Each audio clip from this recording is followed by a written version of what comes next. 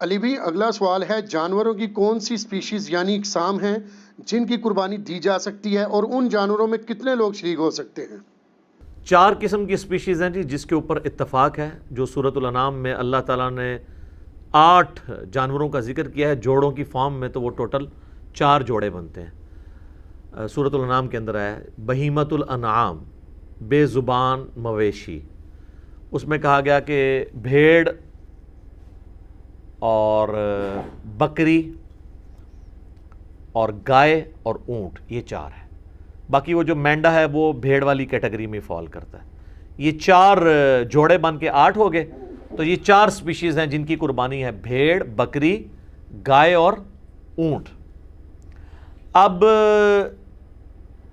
اس میں یہ بھی کوئی تفریق نہیں ہے کہ میل ہے یا فیمیل، اس میں پریفر یہ ہے کہ دودھ دینے والی جانور کو نہ ذبح کیا جائے، دوسرے کو ہی کیا جائے، لیکن فیمیل کی بھی قربانی لگ جاتی ہے۔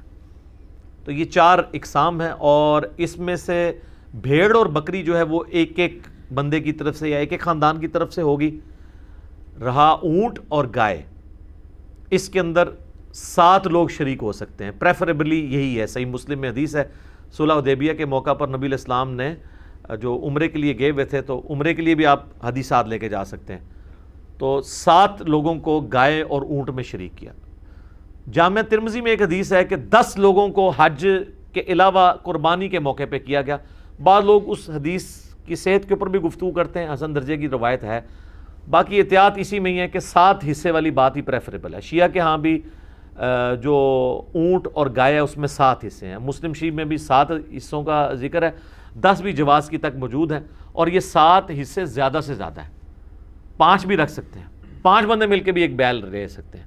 اور اس میں یہ نہیں ہے وہ کہتے ہیں نہیں لیں تو 5 لیکن اس سے 7 کریں، 5 پورے کر لیں اور باقی جو 2 بچے نا اس کے پھر 5 کر کے تھوڑے تھوڑے سب کو دیں، تو میتھمیٹیکلی تو لگ و شکار ہے، جس کو کہتے ہیں یعنی کمر درمیان میں، آپ چاہے سرانے والی سائڈ پہ سر رکھیں چاہے وہ پانتی والی سائڈ پہ، لیکن یہ حنفی آپ چلے جائیں، یہ جو کچھ کر رہے ہوتے ہیں وہ باقاعدہ 5 اگر لوگ شریک ہیں تو وہ کہتے ہیں نہیں اس سے 7 ہی ہوں گے، 5 دیے جائیں گے اور جو باقی 2 بچیں گے وہ اس کے پھر 5 کر کے دیے جائیں گے، تو آپ ٹوٹل کی 5 کر لیں۔ اور اس میں بعض لوگ ہوشیار بننے کی کوشش کرتے ہیں کہ تھوڑا سا کوئی امیر آدمی ہے نا تو وہ اچھا گوشت اپنی طرف لے جاتا ہے، یہ نہیں ہونا چاہیے، وہ ایکولی گوشت ڈیوائیڈ ہوگا، یہ نہیں ہے کہ ایک صرف گول بوٹی لے جائے گا، دوسرا صرف ہڈیاں لے کے چلا جائے گا، تیسرا صرف چربی اس کو دے دی جائے گی، نہیں، برابر ڈیوائیڈ، اور یہ یعنی انتظامیہ کی ذمہ داری ہے۔ بکری اور گائے، بکری اور بھیڑ یا دمبا، یہ ایک ایک خاندان کی طرف سے یا ایک ایک فرد کی طرف سے، اور گائے اور اونٹ میں 7 خاندان یعنی 7 افراد، وہ جو ہم پہلے ڈسکس کر چکے ہیں کہ خاندان کی طرف سے قربانی کافی ہے، تو وہ اس میں شریک ہوں گے۔ ٹھیک ہوگا جی، جزاکم اللہ۔ علی بھی اگلا سوال ہے، قربانی کے جانور کی کم از کم عمر کتنی ہے؟ قربانی کے جانور کی عمر کا تو اس طریقے سے ذکر نہیں ہے، صحیح مسلم میں حدیث ہے کہ قربانی صرف مسنہ کی ہوگی۔ مسنہ کہتے ہیں دوندا جانور جس کے 2 دانت نکلے ہوئے ہوتے ہیں۔ اب بکری یا بکرا جو ہے یہ 1 سال گزارنے کے بعد دوسرے سال میں دوندا ہوتا ہے، 14 مہینے میں یا 16 مہینے میں۔ گائے جو ہے وہ 2 سال گزارنے کے بعد تیسرے سال میں جا کے مسنہ بنتی ہے۔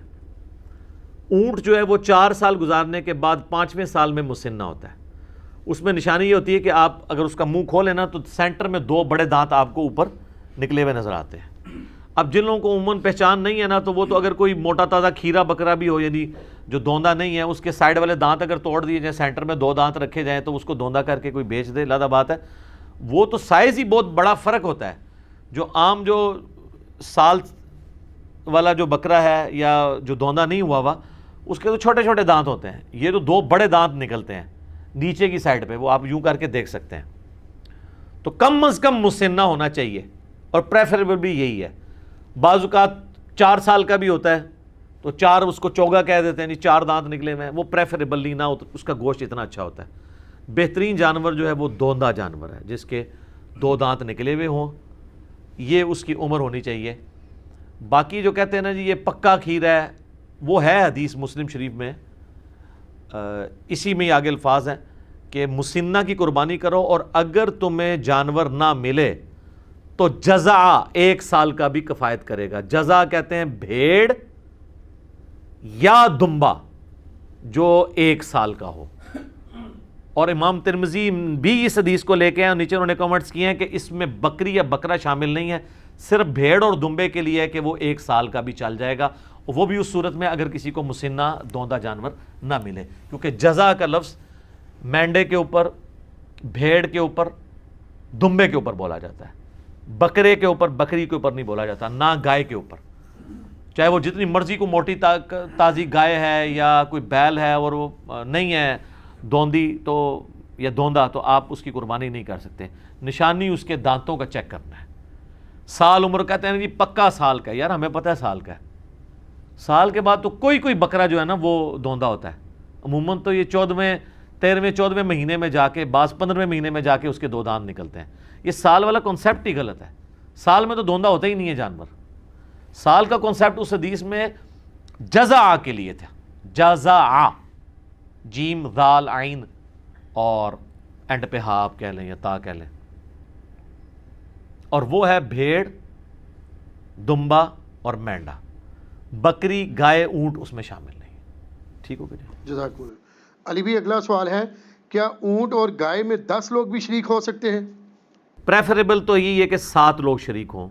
اس پہ میں نے کافی تحقیق کی ہے. اہل تشیع کے ہاں بھی 7 ملتا ہے, ہمارے ہاں بھی اہل سنت میں صحیح مسلم میں حدیث ہے, صلح حدیبیہ کے موقع پر نبی علیہ السلام نے گائے اور اونٹ میں 7 لوگوں کو شریک کیا. البتہ ترمذی میں ایک روایت ہے کہ عید قربان کے اوپر 10 کو شریک کیا. بعض محدثین کہتے ہیں کہ عید قربان پہ 10 شریک ہو سکتے ہیں, لیکن حج کی قربانی میں 7 سے زیادہ لوگ شریک نہ ہوں. تو بہتر یہ ہے کہ اس کو 7 تک ہی رکھیں. 7 والا قول ہی زیادہ مضبوط ہے. 10 بھی کو کر لیتا ہے اس کے اوپر فتویٰ نہیں لگاتے, اور یہ زیادہ سے زیادہ ہے 7 حصے. 5 بھی ہو سکتے ہیں, 3 بھی ہو سکتا ہے, ایک بندہ بھی ایک گائے دے سکتا ہے. زیادہ سے زیادہ 7 ہے. ٹھیک ہو گیا, صحیح. علی بھی اگلا سوال ہے, کیا 2 بھائی مل کر ایک بکرا قربان کر سکتے ہیں؟ 2 بھائی مل کے ایک بکرا نہیں قربان کر سکتے, کیونکہ 2 خاندان الگ ہے نا. 2 بھائی مل کے ایک بیل تو دے سکتے ہیں کہ اس میں 2 حصے رکھ لیں. 7 تو زیادہ سے زیادہ ہے نا, 2 بھی رکھ سکتے ہیں, آدھا اس کا آدھا میرا. لیکن بکری میں 2 نہیں نہ شریک ہو سکتے, کیونکہ ایک پوری جان آپ نے ایک خاندان کی طرف سے دینی ہے بکرے کی کیس میں, کیونکہ اس میں تو حصہ ہی ایک ہوتا ہے. تو 2 بھائی مل کے ایک بکرا نہ دیں, بلکہ وہ بکرا خریدنے کی بجائے وہ بکرے کے رقم آدھی کر لیں, تو 2 بھائی جو ہے وہ کسی تیسرے بندے کے بیل میں 2 حصے ڈال سکتے ہیں, اپنا اپنا حصہ ڈال دیں. تو اس طرح کر لیں. بکرے میں 2 بھائی شریک نہیں ہو سکتے. ٹھیک ہو گیا, جزاک اللہ. علی بھائی اگلا سوال ہے, کیا بھینس یا بھینسے کی قربانی دینا بھی جائز ہے؟ اچھا, بھینس کے بارے میں اکثر پوچھ رہے ہوتے ہیں نا, وہ لوگ پوچھ رہے ہیں کہ انہوں نے خود بھی کبھی بھینس کی قربانی نہیں دی ہوتی. قربانی تو ہمیشہ بھینسے کی ہو رہی ہوتی ہے, کٹے دی تو کہتے ہیں جی پوچھیں جی بھینس کی قربانی ہو جاتی ہے. بھینس کی کون قربانی کرتا ہے؟ بھینس تو دودھ دے رہی ہوتی ہے. یہ جو پوچھ بھی رہے ہوتے ہیں ان کو کہ ذرا منڈی میں بھینسیں آئی ہوتی ہیں بکنے کے لیے یا بھینسیں آئے ہوتے ہیں؟ پہلی تو یہ پھکی ہے, جو پوچھے نا بھینس کی قربانی ہوتی ہے ان کو جی بھینس دی تو تسی بھی نہیں دیں دے. یہ حنفی پوچھ رہے ہوتے ہیں نا بھینس حلال ہے یا حرام ہے. تو میں نے بہت پہلے ایک ویڈیو ریکارڈ کروا دی ہے, گھوڑا, بھینس, کینگرو, مرغی, انڈا, اس کے اوپر ایک ایک چیز میں نے کلیئر کی ہے. اور میں نے اس میں بتایا کہ آپ مجھے پہلے فقہ حنفی میں بتایا نا کینگرو حلال ہے یا حرام ہے. تو امام حنیفہ نے تو کینگرو دیکھا ہی نہیں, ان کو تو پتہ ہی نہیں تھا. ظاہر اس زمانے میں تو آسٹریلیا کہاں تھا, آسٹریلیا تو زیادہ منظر عام پہ آیا جب یہ برٹن امپائر تھی, انہوں نے وہاں پہ جا کے وہ اپنے جو بھی ایک عیاشی کا اڈا بنایا تھا, تو آسٹریلیا تو اس وقت سامنے آیا تو کینگرو لوگوں کو پتہ چلنا شروع ہوا. پہلے لوگوں کو تو کینگرو کا پتہ ہی نہیں تھا. تو وہ آج کے دور کا مسئلہ ہے. تو بھینس کے بارے میں آپ کتاب الاجماع جو ہے آپ اٹھائیں, پہلے 300 سال میں کتاب لکھی گئی ہے, اس کا اردو میں ترجمہ بھی ہو چکا ہوا ہے. اس میں باقاعدہ لکھا ہے کہ اس بات پہ اجماع ہے کہ بھینس جو ہے وہ گائے کے حکم میں داخل ہے اور یہ بہیمۃ الانام میں آتی ہے. تو ہمیں جو لغت کے لوگ ہیں یہ بتاتے ہیں کہ گائے اور بھینس ایک کیٹیگری میں فال کرتے ہیں. اگرچہ یہ اسپیشیز ڈیفرنٹ ہیں, لیکن اگر آپ اسے دقت نظر سے دیکھیں تو یہ ایک ہی جانور کی 2 اسپیشیز ہیں. عرب کے اندر گائے پائی جاتی ہے, ہمارے یہاں پہ بھینس پائی جاتی ہے. اچھا, بھینسیں صرف ہمارے علاقے, آپ مصر میں چلے جائیں وہاں پہ بھی بھینسیں بہت ہیں. تو بھینس جو ہے وہ گائے کے حکم میں داخل ہے, اور بھینس کی قربانی کا مسئلہ تو پھر حل ہو گیا. ویسے تو اس میں حنفی تو قائل ہیں بھینسے کی قربانی کے. اہل حدیث میں 2 گروہ ہیں. کچھ کہتے ہیں کر لیں، کچھ کہتے ہیں نہ کریں، اس لیے کہ یہ ان 4 بہیمت الانعام میں نہیں آتے جس کا ذکر سورۃ الانعام میں آیا ہے، بکری، بھیڑ اور گائے اور اونٹ۔ چونکہ گائے کا ذکر آیا تو گائے کی سپیشیز میں یہ چیز داخل ہے، بھینس، جاموس اسے کہا جاتا ہے عربی میں، البقرہ اس کے لیے، یہ جاموس ہے، تو جاموس اسی کیٹیگری میں فال کرتی ہے۔ لہذا میرا بھی یہی خیال ہے کہ بھینس کی قربانی بغیر کسی کراہت کے، یا بھینسے کی قربانی کہنا چاہیے، وہ گائے اور بیل کی قربانی کی کیٹیگری میں فال کرے گی، اور اس میں کوئی حرج نہیں ہے۔ باقی جس کو کوئی زیادہ تقوی کا حیض ہے وہ بچنا چاہتا ہے ضرور بچے، کسی اور کے اوپر فتویٰ نہ لگائے۔ میں جن دنوں میں یہ کہتا بھی تھا کہ بہتر ہے کہ اس کی نہ دیں، میں اس وقت بھی یہی کہتا تھا۔ 2012 میں میری ایک ویڈیو ریکارڈ ہوئی تھی قربانی کے اوپر، مسئلہ 52، اس میں نے کہا تھا کہ ہم فتویٰ کسی پہ نہیں لگاتے، اگر کوئی دینا چاہتا ہے بھینس کی قربانی ضرور کرے۔ باقی پریفریبل ہے، بعض لوگ اس میں آرگومنٹ کرتے ہیں، میں نے بھی کیا تھا کہ ہرن کو ہم بکری کی کیٹیگری میں لا کے، پھر ہرن بھی بہیمت الانعام میں آتا ہے، کیونکہ اس کے بھی وہ پتہ نہ پاؤں کے کھر کٹے ہوئے ہوتے ہیں۔ یہ بہیمت الانعام کی نشانی ہے کہ وہ 2 کھر یوں کٹا ہوا ہوتا ہے، کٹ والا پاؤں ہوتا ہے ان کے۔ تو بعض گھوڑے کا پوچھ رہے ہوتے ہیں، گھوڑا اس میں نہیں آتا کیونکہ اس کے پاؤں کٹا ہوا نہیں، ویسے گھوڑا حلال ہے، اس پہ علیحدہ سے حدیثیں موجود ہیں۔ تو کہتے ہیں پھر کل کو ہرن کی بھی وہ قربانی کرے گا۔ بھئی ہرن بہیمت الانعام میں آتا ضرور ہے، لیکن اس کیٹیگری میں جو قرآن میں 4 آئے ہیں اس میں نہیں آتا۔ قرآن کی کیٹیگری میں، گائے کی کیٹیگری میں بھینس خود بخود فال کرتی ہے، لہذا بھینس یا بھینسے کی قربانی گویا گائے کی قربانی میں شامل ہے۔ اور یہ ہر علاقے کی اپنی غذا ہے۔ ہم لوگ تو یہ سرخ گوشت سے ڈرتے ہیں نا تھوڑا سا کھاتے ہوئے، بھینس کے گوشت کو، لیکن آپ اگر کے پی میں چلے جائیں نا تو ہمارے جو پٹھان بھائی ہیں نا، وہ بھینس کا گوشت جو ہے زیادہ شوق سے کھاتے ہیں ایز کمپیئر ٹو گائے کے گوشت کے۔ تو لہٰذا بھینس کی یا بھینس کی قربانی آپ کو پوچھے، اس کو کہنا بھینس چھوڑو، بھینسا کہا کرو، کیونکہ بھینس تو دودھ دیتی ہے، وہ کس نے قربان کرنی ہے؟ کوئی بیمار ہو جائے، کوئی بالکل لاغر ہو جائے، اس طرح کی بھینس اگر قربانی کے لیے آتی ہے تو اس کی قربانی بھی نہیں لگے گی، یہ ذہن میں رکھیے گا۔ ہاں، تو بھینسے کی قربانی لگنی چاہیے جو صحیح تازہ ہو، بہترین قسم کا، تو وہ اس کا گوشت بھی اچھا ہے۔ اور ٹھیک ہے، سنت ابراہیمی میں آئے گا، بنا ہوا بچڑا جو ہے وہ حضرت ابراہیم علیہ السلام بھی لے آئے تھے، قرآن میں آتا ہے۔ ان کو بعد میں پتہ چلا کہ یہ تو فرشتے ہیں، کھاتے نہیں ہیں، پہلے تو ان کو پتہ ہی نہیں چلا۔ اس سے عقیدہ علم غیب بھی کلیئر ہوتا ہے، ٹھیک ہے۔ تو وہ ڈر گئے اپنے دل میں کہ یہ کیوں نہیں کھا رہے میرا نمک، کہیں مجھے نقصان پہنچانے تو نہیں آئے۔ تو پھر فرشتوں نے کہا نہیں، ہم انسانی شکل میں آئے، ہم ہے فرشتے ہیں، قوم لوط پہ عذاب لے کے آئے۔ تو بھینس بالکل حلال ہے جی، اور حلال بھی ہے، اس کی قربانی بھی گائے کی کیٹیگری میں فال کرتی ہے، تو بے فکر ہو کے کریں، کوئی مسئلہ نہیں ہے۔ جزاک اللہ۔ علی بھائی، اگلا سوال ہے، قربانی کے جانور میں کون کون سے ایسے عیوب ہیں جن کی بنا پر قربانی کرنا جائز نہیں ہوگی؟ دیکھیں، سب سے بڑا عیب تو یہ ہے کہ وہ دھوندا نہیں ہے، تو وہ قربانی نہیں ہوگی۔ جو مسلم شریف میں حدیث ہے کہ صرف مسنہ کی قربانی ہوگی، دوندے کی، اور اگر تم دوندا نہ پاؤ تو جزع 1 سال کا کفایت کرے گا۔ اور جزع کے بارے میں امام ترمذی نے ساتھ لکھ دیا اس حدیث کے کانٹیکسٹ میں، کیونکہ ترمذی میں بھی حدیث ہے، مسلم میں بھی موجود ہے، ترمذی میں بھی، کہ جزع سے مراد بھیڑ اور دمبا یا مینڈا آتا ہے، بکری اس میں فال نہیں کرتی، نہ گائے اور اونٹ، تو دوندے کی قربانی ہوگی۔ یہ تو ہوگی ایک بیسک شرط۔ باقی جامع ترمذی، ابو داؤد، نسائی، ابن ماجہ میں کئی ایک احادیث ہیں جن میں نبی علیہ السلام نے فرمایا کہ کسی ایسے جانور کی قربانی نہ کرو جس کے کان کٹے ہوئے ہوں، سینگ ٹوٹا ہوا ہو، اس کے جسم پہ گوشت کم ہو، وہ لاغر ہو، وہ بیمار ہو، کوئی بھی اس کے اندر زہری عیب ہو، لنگڑا ہو۔ یہ سارے الفاظ ابو داؤد، ترمذی، ابن ماجہ، نسائی میں موجود ہیں۔ لنگڑا، سینگ ٹوٹا، لاغر، کانا، آنکھ نکلی ہوئی، یعنی جو ایک جانور کو دیکھ کے آپ کہہ سکتے ہیں یہ عیب ہے اس کے اندر، کان کٹا ہوا ہے۔